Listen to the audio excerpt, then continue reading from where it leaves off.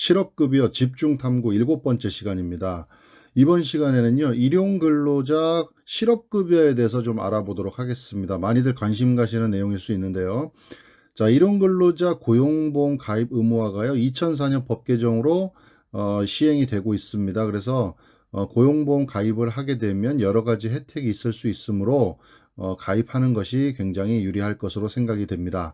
자, 일용직 근로자 실업급여 지급 대상은요, 첫 번째로 수급 자격 인정 이직일 이전 18개월 동안 피보험 단위기간이 통산하여 180일 이상, 요거는 일반 근로자랑 동일하죠. 18개월 동안에 180일 이상이 피보험 기간으로 들어가 있어야 된다, 고용보험에. 그 다음에 좀 다른 부분은요, 수급 자격 신청일 이전 1개월간 근로한 일수가 10일 미만이어야 된다는 거죠. 요거 기억하셔야 되겠죠. 이제 마지막 수급 자격 신청일 이전 1개월간의 근로한 일수가 10일 미만이어야 된다. 그래야지 일용직 근로자로 인정이 된다는 겁니다. 다만 건설 일용직 근로자 같은 경우에는 이거 외에도요, 그 수급 자격 인정 신청일 이전 14일간 연속으로 근로 내역이 없는 경우에도 해당이 된다는 겁니다. 그러니까 아까 말씀드렸던 1개월간 근로가 10일 미만이어야 하고요. 이거 외에도 건설 근로자 같은 경우에는 14일간 연속해서 근로 내역이 없으면, 일한 게 없으면 이것도 수급 자격이 인정된다라고 알고 계시면 될 것 같고요. 그 다음은 근로할 의사 및 능력이 있음에도 불구하고 취업하지 못한 상태에서 적극적으로 재취업 활동을 해야 된다. 이건 일반 근로자랑 똑같죠. 뭐 구직활동이나 자영업 준비활동 이런 것들을 해야 된다는 겁니다. 계속해서 반복적으로 말씀드리지만 그냥 실직을 했다고 받는 게 실업급여, 구직급여가 아니다라는 것을 좀 기억을 하시면 좋을 것 같습니다. 구직활동을 해야 된다는 겁니다. 자, 구직활동이라는 게 어떤 게 인정이 되는지는 제가 이제 다른 실업급여 영상에서도 계속 찍어놨으니까요. 참고하시길 바라겠고요. 다만 전직이나 자영업을 위해서 스스로 그만둔 경우, 그러니까 자발적인 퇴사, 계속 반복적으로 말씀드리죠. 자발적인 퇴사가 있으면요, 이건 받을 수가 없다, 실업급여를. 그 다음에 자신의 중대한 귀책 사유로 해고된 경우에는 받을 수 없습니다.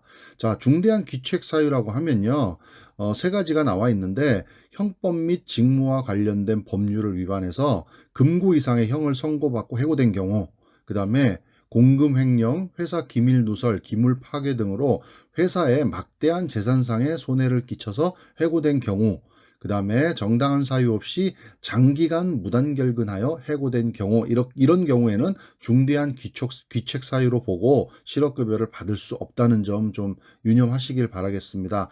자, 그 다음에 일용직 근로자 실업급여 지급액을 좀 보겠습니다.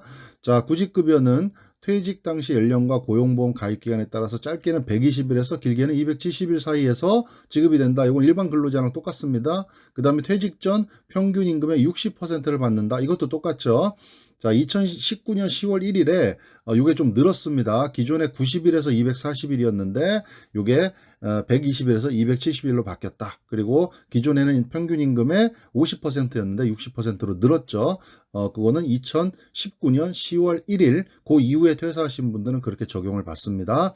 자, 그 다음에 소정급여일수 기간 중에 구직급여를 받다가 취업을 하게 되면 이런 질문들 많습니다. 그러니까 실업급여를 받던 중에 취업을 하게 되면 취업한 날은 구직급여를 받을 수 없죠. 그날 일을 했으니까 일용직으로 일을 한 거 얘기합니다. 자, 그날은 구직급여를 받을 수 없고요. 취업하지 못한 날에 대해서는 구직급여를 받는다. 그러니까 취업한 날은 취업을 해서 일을 했기 때문에 일용직으로 일을 했기 때문에 그날의 일당을 받으셨을 거고요. 그 취업하지 못한 날에 대해서는 구직급여가 지급된다. 이렇게 알고 계시면 될 것 같습니다. 자, 그리고 수급 자격자가 소정급여 일수 기간 중에 재취업하여 6개월 이상 고용되거나 사업을 영위한 자영업자로 사업을 영위한 경우에는 남은 지급액의 일부 또는 전부를 조기 재취업 수당으로 받을 수 있다. 이 조기 재취업 수당이라는 거는 제가 실업급여 다른 영상에서도 지금 말씀을 드렸으니까 그 부분을 좀 참고하시면 좋을 것 같습니다. 자, 그 다음에 일용직 근로자의 평균 임금 계산입니다. 요거는 이제 일반 근로자와는 좀 다르기 때문에 이것도 좀 잘 보시면 될 것 같아요. 이직일 이전 4개월 중에 최종 1개월을 제외한 3개월간의 임금 총액을 얘기합니다.